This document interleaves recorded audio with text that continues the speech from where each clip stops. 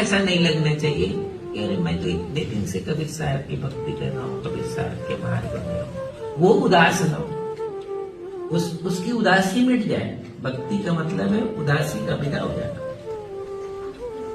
उसको गौरव, साहब के शरण में आने के बाद गौरव की प्राप्ति हो कि मैं सही मुकाम पर आया, मेरी सुरती सही जगह है, मैंने जो समर्पण किया है वो सही जगह है। और एक बात और, जैसे जैसे साहब की शब्द में लगन लगेगी वो सब छूटेगा।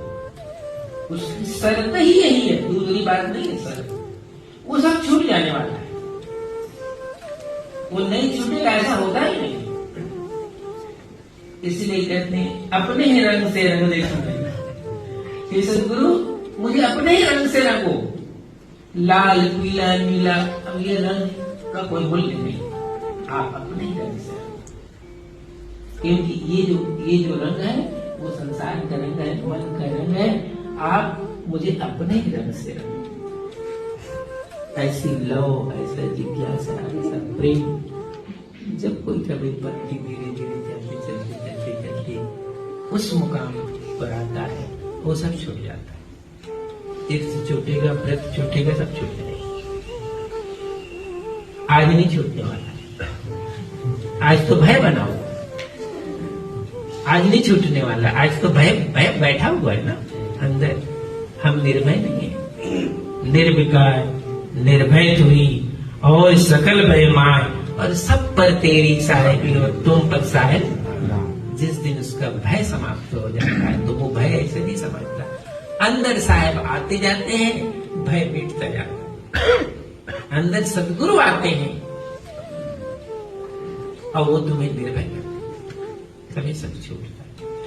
ऐसे तो छूटता है, बहुत टाइम लगता है, बहुत वक्त लगता है, और कभी कभी तो लोगों को इस जन्म में नहीं हो पाता, नहीं हो पाता, हो ही नहीं पाता, उसमें ये ताकत पैदा ही नहीं हो पाती।